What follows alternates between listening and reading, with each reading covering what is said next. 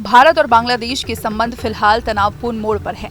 बांग्लादेश में मोहम्मद यूनुस की अंतरिम सरकार लगातार भारत के खिलाफ बयानबाजी कर रही है, जिससे दोनों देशों के बीच कड़वाहट बढ़ रही है। इसी बीच बांग्लादेश के आर्मी चीफ जनरल वकर-उज़-ज़मान के भारत दौरे की खबरें सामने आई है। माना जा रहा है कि ये दौरा दोनों देशों के संबंधों पर महत्वपूर्ण प्रभाव डाल सकता है। बांग्लादेश की मीडिया में चल रही खबरों के मुताबिक वकर-उज़-ज़मान इस महीने नई दिल्ली दौरे पर आ सकते हैं। उनके दौरे के दौरान भारतीय सेना प्रमुख जनरल उपेंद्र द्विवेदी से मुलाकात होने की संभावना है।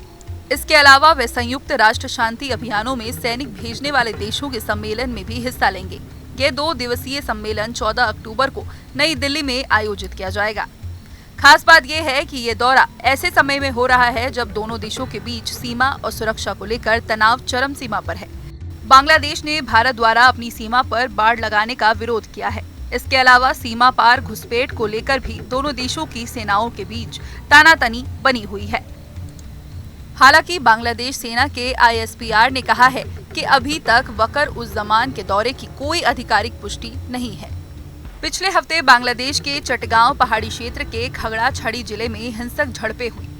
गृह मंत्री जहांगीर आलम चौधरी ने इन घटनाओं के लिए भारत को जिम्मेदार ठहराया और कहा कि पड़ोसी देश हमारे मुल्क में अशांति फैला रहा है। भारत ने इन आरोपों को झूठा और निराधार बताया। विदेश मंत्रालय के प्रवक्ता रणधीर जायसवाल ने कहा कि बांग्लादेश की अंतरिम सरकार कानून व्यवस्था बनाए रखने में असमर्थ है और अक्सर दोष दूसरों पर मढ़ने की कोशिश करती है।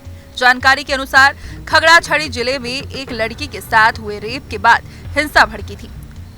इस झड़प में 3 आदिवासी लोगों की हत्या कर दी गई थी। इस तरह की घटनाओं ने बांग्लादेश में सुरक्षा और मानवाधिकार की स्थिति पर सवाल खड़े कर दिए हैं। मानवाधिकार संगठन rights and risk analysis group के अनुसार अगस्त 2024 से फरवरी 2025 के बीच करीब 1250 हिंसा की घटनाएं हुई, जिनमें हिंदुओं और अन्य अल्पसंख्यकों को निशाना बनाया गया। संयुक्त राष्ट्र ने भी इस बढ़ती हिंसा पर चिंता जताई है। विशेषज्ञों का मानना है कि शेख हसीना की सरकार के बाद से ही बांग्लादेश में अल्पसंख्यक समुदायों पर हमलों की घटनाएं लगातार बढ़ी है।